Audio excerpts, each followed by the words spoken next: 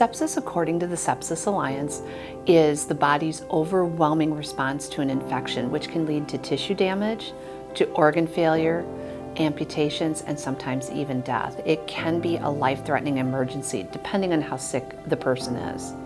Sepsis can be caused by a multitude of things. Bacteria typically is the one that is most responsible for an infection, but infections can also be caused from a virus like COVID-19 or influenza, also a fungus, or also parasites.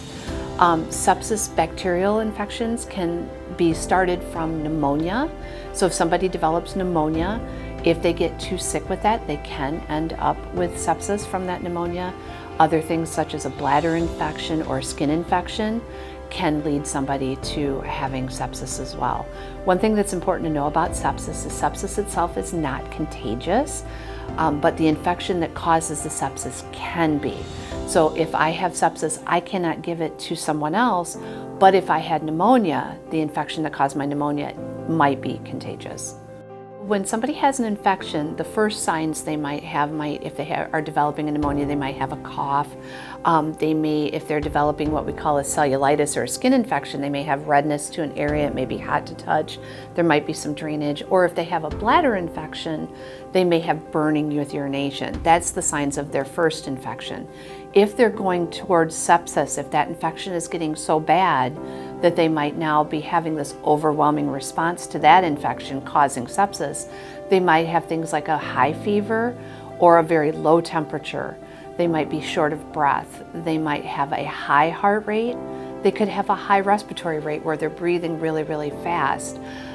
They may have shivering from that high fever as well, or they may have what we call extreme pain. They may have pain all over. It's not like a backache that they've had or just knee pain. It's not a local pain. It's usually all over their body and it's extreme pain.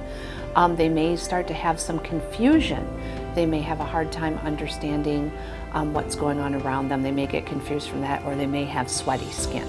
So people who are at risk for having an infection that could lead to sepsis or a high risk of sepsis are people over the age of 65 or children younger than 1, so are more elderly or are very young or high risk. Also patients who have a weakened immune system, so somebody who has cancer or maybe has a chronic condition such as diabetes or kidney failure could also be at high risk of developing sepsis.